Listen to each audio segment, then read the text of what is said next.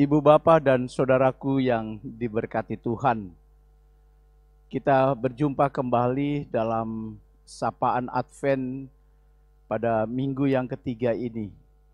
Dan kita akan membaca satu bagian firman Tuhan berdasarkan Injil Lukas pasal 1 ayat 26 sampai dengan ayat yang ke-38.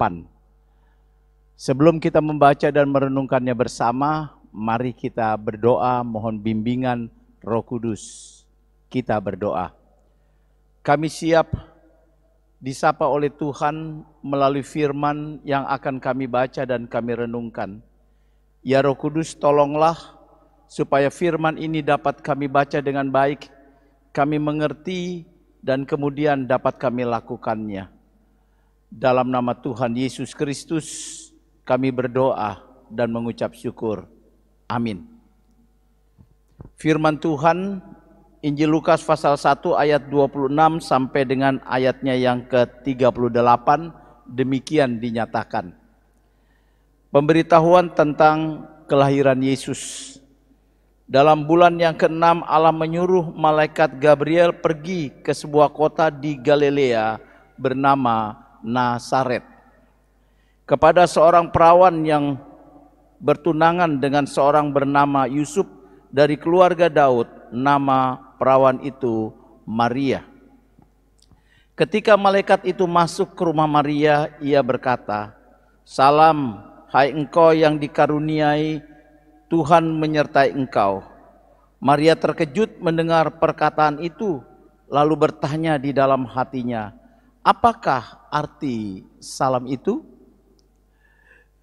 Kata malaikat itu kepadanya, "Jangan takut Maria, sebab engkau beroleh kasih karunia di hadapan Allah. Sesungguhnya engkau akan mengandung dan akan melahirkan seorang anak laki-laki, dan hendaklah engkau menamai dia Yesus. Ia akan menjadi besar dan akan disebut Anak Allah yang Maha Tinggi. Dan Tuhan Allah akan mengaruniakan kepadanya takhta Daud, bapa leluhurnya.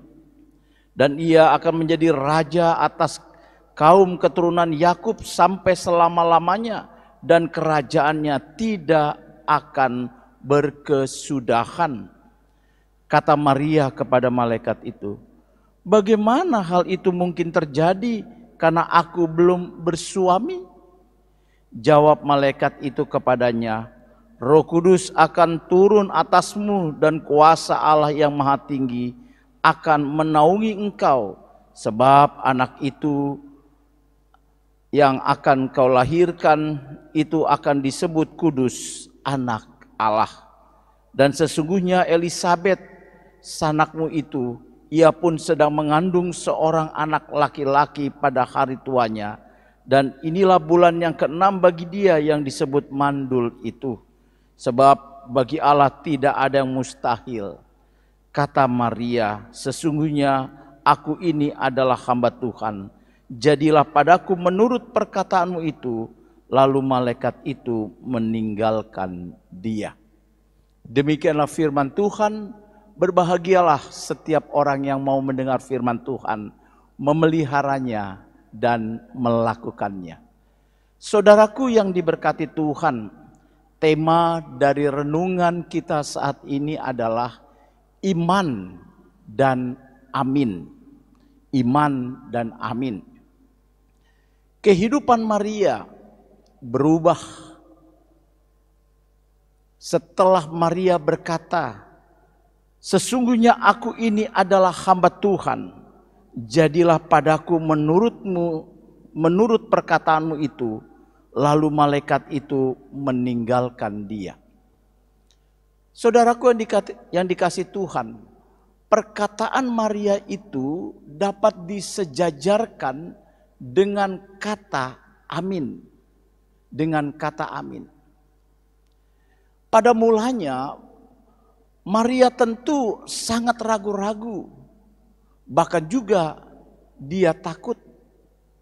Karena bagaimana mungkin dia hamil sedangkan dia baru bertunangan. Apa kata orang tentang kehamilannya nanti? Tetapi dalam kuasa Roh Kudus, Maria diberi hikmat untuk mengerti dan memahami dan menerima rencana Tuhan dalam kehidupannya. Secara khusus, Maria memahami ada sebuah jembatan yang akan menghubungkan dua prinsip dasar dalam lawatan Allah melalui peristiwa kelahiran Sang Bayi Kudus. Apa itu? Iman dan amin. Tidak mudah ibu bapak dan saudaraku yang diberkati Tuhan menghubungkan atau menggabungkan antara iman dan amin. Maria beriman kepada Tuhan Allah pencipta langit bumi dan segala isinya. Dia percaya tidak ada yang mustahil di hadapan Allah. Tetapi ketika dia diberitahu oleh malaikat Gabriel bahwa dia akan mengandung seorang bayi, tentu ini sebuah sesuatu yang sulit untuk dia pahami dan dia terima. Bagaimana mungkin ini terjadi? Tetapi pada akhirnya Maria mampu berkata amin. Dalam arti jadilah apa yang menjadi kehendak Tuhan di dalam dirinya. Itulah sebabnya saudaraku yang dikasih Tuhan, Maria di sini mampu menggabungkan atau menghubungkan sikap imannya yang percaya kepada Allah dan dia mau tunduk pada kehendak Allah dan melakukan kehendak Allah itu. Iman dan amin. Banyak tokoh Alkitab, ibu bapak dan saudara sekalian, yang juga dinyatakan atau disampaikan sudah mampu menggabungkan, menjembatani antara iman dan amin. Contoh Abraham, dia percaya kepada Tuhan Allah pencipta langit dan bumi ketika dia dipanggil keluar dari tanah Ur Kasdim. Dia bukan hanya percaya kepada Allah pencipta langit bumi, tapi dia mengaminkan perintah Tuhan untuk keluar dari tanah di mana dia dibesarkan dan pergi ke satu tempat yang dia sendiri belum pernah tahu dan lihat. Itulah amin, melakukan tindakan yang Allah perintahkan. Bagaimana dengan saudara dan saya pada peristiwa menjelang Natal ini pada minggu-minggu Advent? Minggu Advent juga mengajak saudara dan saya untuk merenungkan kembali. Saya percaya saudara dan saya percaya 100% bahwa Allah itu pencipta langit bumi dan segala isinya. Bahwa Yesus Kristus itu adalah Tuhan dan Juru Selamat kita. Dan tidak ada perkara yang mustahil di hadapan Dia. kita percaya dalam iman. Tapi apakah iman yang telah bulat 100% ada pada diri kita diikuti dengan tindakan mempercayakan diri kita dalam satu sikap melakukan apa yang Tuhan kehendaki dan kita aminkan? Ada banyak orang yang gagal untuk mengaminkan kehendak Allah, melakukan kehendak Allah dalam kehidupannya. Ada lebih banyak orang Kristen hanya percaya dalam imannya, Yesus Tuhan dan Juru Selamatnya, tapi dia tidak mau melakukan apa yang Tuhan kehendaki, yang Tuhan percayakan, karena itu sesuatu yang di luar akal sehat atau di luar apa yang bisa dipahami. Terkadang banyak anak Tuhan yang sekalipun beriman pada Yesus, Tuhan dan Juru Selamat Sang Bayi Kudus, yang saat ini kita renungkan kembali melalui peristiwa Natal di tahun 2021, tapi kehidupannya tidak dipimpin oleh Sang Juru Selamat. Dia masih mengandalkan kuasa-kuasa di luar imannya, mengandalkan kuasa-kuasa kegelapan di luar kuasa Sang Bayi Kudus. Masih ada ditemukan jurang pemisah antara iman dan amin itu. Oleh karena itu marilah di minggu Advent ketiga kita bukan hanya beriman bahwa Yesus Kristus itu adalah Juru Selamat, tapi kita mengaminkan juga untuk kita mau melakukan apa yang Tuhan kehendaki. Seperti Maria berkata, "Sesungguhnya aku ini adalah hamba Tuhan, jadilah padaku menurut perkataanmu." Marilah kita juga melakukan seperti apa yang Maria lakukan, sehingga hidup kita sungguh berubah 100%. Hidup yang terarah kepada Tuhan dan hidup yang dipakai sepenuhnya dan bersedia dipakai oleh Tuhan dalam kehendaknya. Amin. Ibu, bapak, dan saudaraku yang dikasihi Tuhan, mari kita berdoa. Mengucap syukur kalau pada minggu Advent ketiga kami merenungkan firman-Mu dalam tema iman dan amin. Melalui firman ini kami bukan hanya dipanggil untuk beriman dan percaya bahwa Engkau adalah Tuhan dan Juru Selamat, tapi kami juga harus mampu mengaminkan setiap kehendak Tuhan untuk kami lakukan, mempercayakan diri kami sepenuhnya kepada Tuhan. Kami sadar dan kami mengaku seringkali kami hanya beriman Engkau adalah Tuhan dan Juru Selamat, tapi kami tidak percaya pada kehendak-Mu untuk kami lakukan. Seringkali kami mengandalkan kuasa-kuasa di luar Engkau. Ampuni kami. Pada minggu Advent yang ketiga ini baharuilah hidup kami, agar kami seperti Maria, kami boleh mengaminkan Engkau sebagai Tuhan dan Juru Selamat, dan mengimani semua kehendak-Mu berlaku atas hidup kami.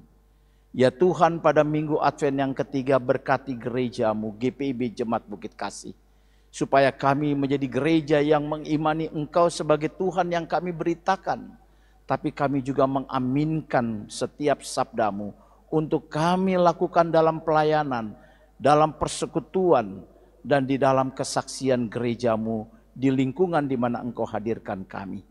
Berkati setiap keluarga di Jemaat Bukit Kasih dari sektor 1 sampai 9. Kiranya kami juga membangun keluarga yang berdasarkan iman dan juga mengaminkan akan kehendak-Mu menjadi dasar kehidupan keluarga kami.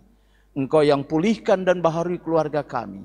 Kalau saat ini kami bergumul dengan begitu banyak pergumulan, mampukan kami mempercayakan pergumulan itu pada Engkau Tuhan dan Juru Selamat yang kami imani sebagai Tuhan kami, supaya kami boleh mengalami kuasa Tuhan yang besar yang memulihkan seluruh pergumulan kami, yang menyembuhkan jemaat-jemaat yang sedang sakit dalam kelemahan tubuh.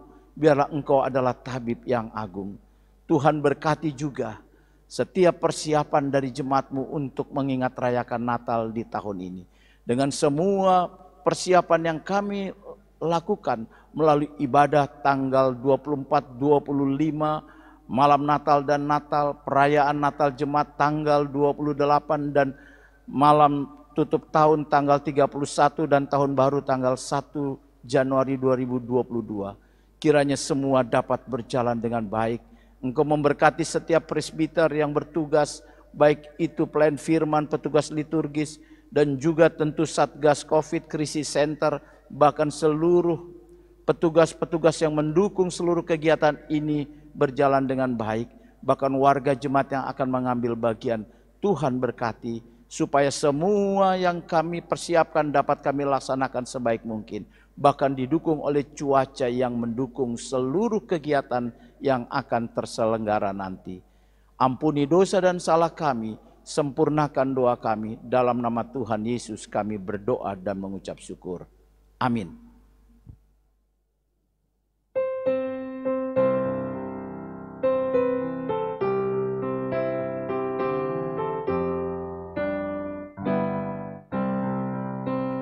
Kasih Allah yang besar, jauh melebihi apapun, menjangkau bintang manapun, bahkan neraka terendah. Karena besarlah kasih-Nya, diberikan putranya. Oleh darahnya damailah Allah dan manusia. Oh, kasih Allah mulia, tiada bandingannya. Oh, kasih